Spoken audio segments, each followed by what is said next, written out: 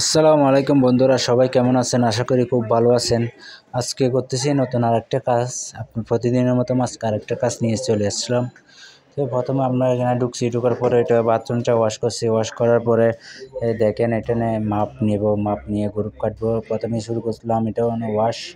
আমার পায়ের নিচে একটা বড় একটা স্ল্যাব আছে, এটা আমি সরাইতে হবে। এখন এটা সরা ফেলবো।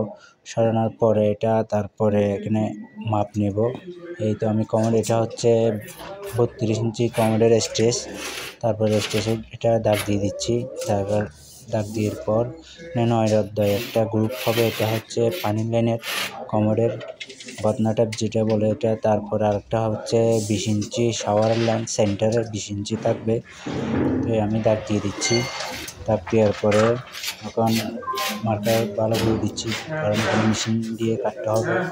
সেই জন্য আমি এখন এটা হচ্ছে বাথরুমের টয়লেটের লাইন।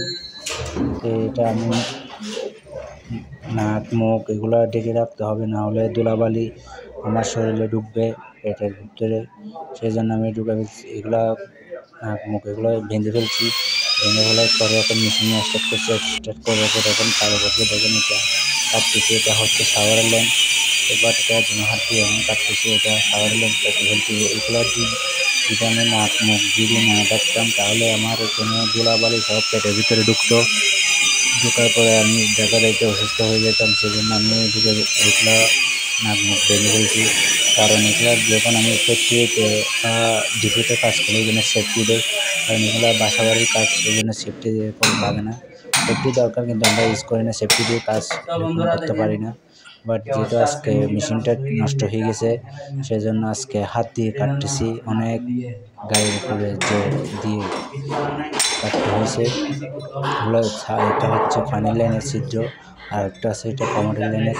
এটা এখন গ্রুপ কাটা শেষের পরে এটা ওয়ারিংয়ের এখন মাপ নিয়ে নেব। নিয়ে এগুলো শেষ করে ফেলতেছি। এখন এটা কমপ্লিট। এখন ওয়ারিংয়ের মাপ নিয়ে নিচ্ছি আমি। মাপ দিয়ে আমি এগুলো প্যাঁচ কাটবো। প্যাঁচ কেটে তারপর ওয়ারিংয়ের সাথে জয়েন করবো।